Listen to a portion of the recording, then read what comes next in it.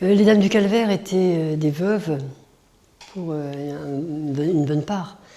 Et puis un certain nombre étaient célibataires, auxiliaires des dames. Donc les dames veuves avaient une expérience du deuil qui leur permettait de parler à ceux qui étaient en deuil de façon, j'allais dire, expérimentée, sans pour autant se projeter sur l'histoire de l'autre, mais c'était compréhensive de ce qui se passait chez l'autre. Donc en fait, au niveau du deuil, il y avait plutôt une relation qui pouvait se poursuivre, et parfois des veuves venaient rejoindre l'association et continuer comme ça ce qu'elles avaient vécu à Jeanne Garnier.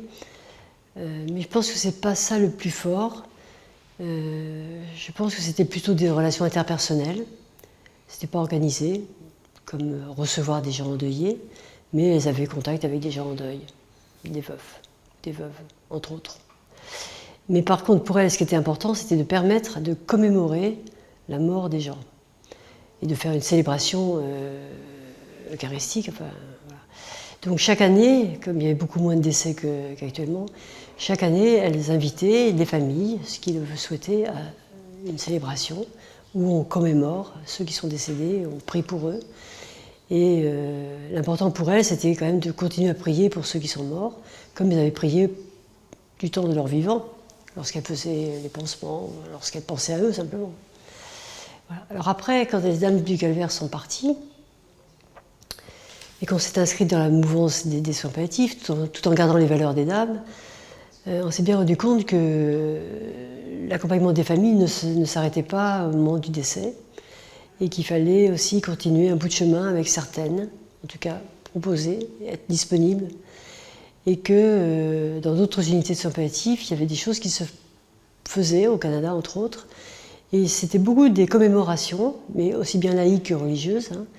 On se réunit pour se revoir, pour boire un pot, et à la mémoire de celui qui est défunt, quoi.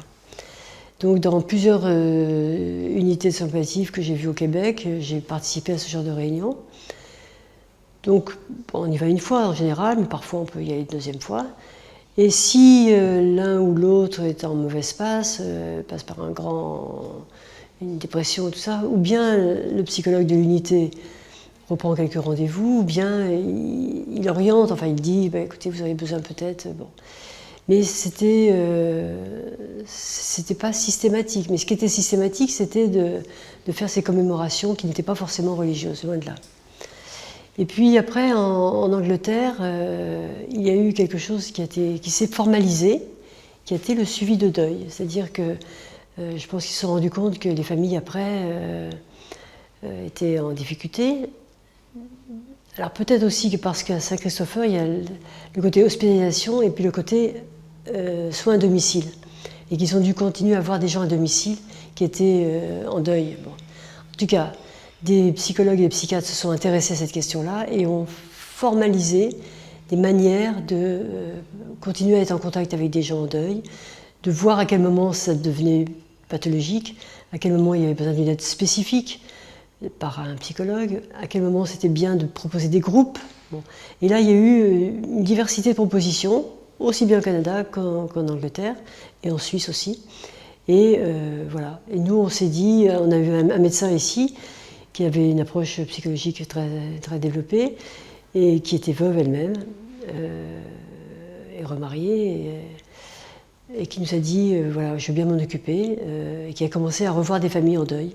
Et de là, elle a interrogé sur ce qui serait nécessaire. On a fait une grande enquête auprès des familles qui nous semblaient les plus éprouvées, enfin apparemment, pour savoir ce dont ils auraient besoin. Et on a vu que pour certains, les commémorations, c'était bien.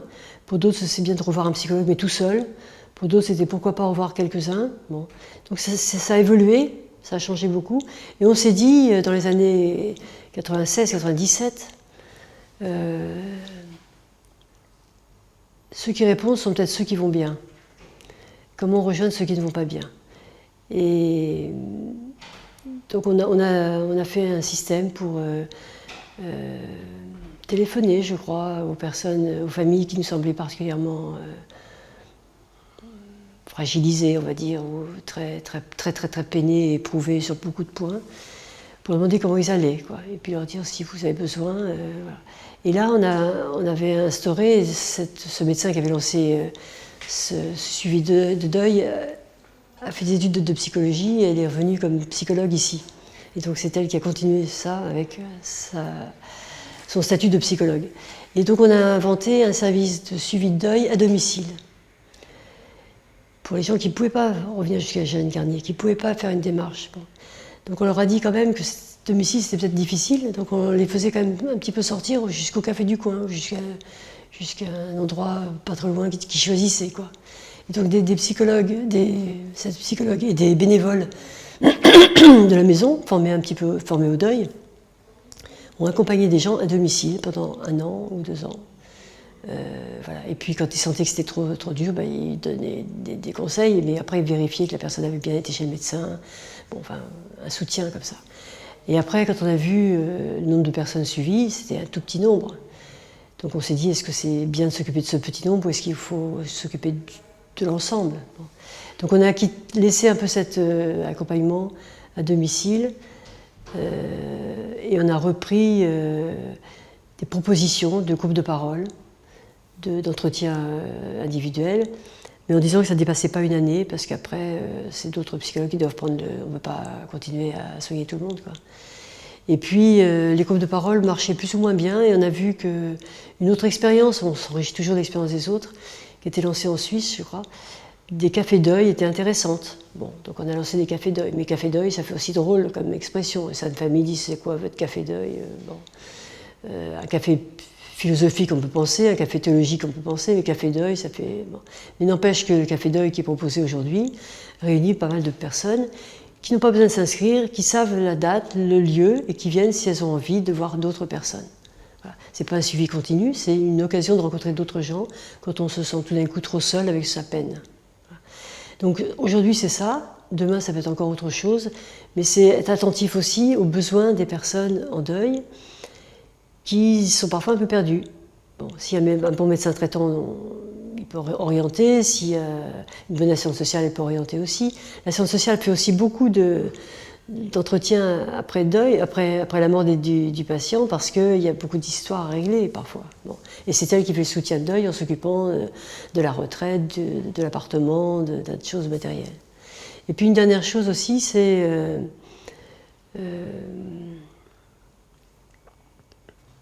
ça m'échappe.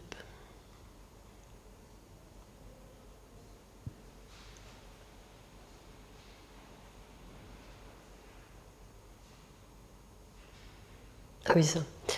Ce qui est aussi important, c'est qu'à l'heure actuelle, enfin depuis déjà des années, hein, il n'est pas bon d'être trop longtemps en deuil. On nous accorde 3 jours, puis après, il faut me parler d'autre chose, quoi. Et parfois, des gens ne ressentent l'absence que 2 ans, 3 ans après. Et je me souviendrai toujours d'une personne que j'ai vue rue Rémy de Gourmont, qui a perdu son mari et qui m'a dit « je ne pleure pas ».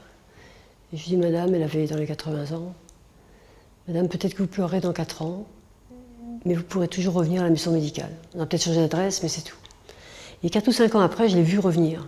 Elle m'a dit « vous vous souvenez ?» Vous m'aviez dit, moi je me souviens plus très bien de son visage, elle m'avait dit, vous vous souvenez, vous m'aviez dit que je pouvais me mettre à pleurer 4 ans après. Ben, c'est ce qui m'arrive, mais alors j'ai de l'aide de personne, parce qu'on me dit, mais comment tu vas pas te mettre à pleurer maintenant? C'était plus tôt qu'il fallait pleurer, maintenant c'est fini. Bon. Or j'ai eu l'impression de commencer mon deuil. Bon. Donc voilà, cette attention et ces petites perches qu'on peut donner aux uns et aux autres, ben, parfois on en voit les fruits, et donc cette femme, elle a commencé un travail avec un psychologue, pas chez nous, mais elle a été conseillée et tout ça. Et elle a osé venir pour nous dire « je pleure, mais c'est pas normal pour mon entourage ».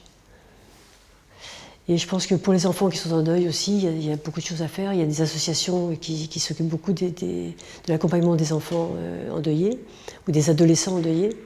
Et ça, c'est très important. Donc on donne aussi des informations concernant les associations qui existent. Et là, on a travaillé avec un psychiatre qui est bien connu, un psychanalyste, psychiatre, le docteur Anus, qui a fait un travail considérable sur le deuil et qui a lancé pas mal d'initiatives aussi, une association de thanatologie et aussi Vivre son deuil. Voilà. Donc il y a eu tout un mouvement de société aussi concernant le deuil, et on s'est inscrit dans ce mouvement. On n'a pas fini.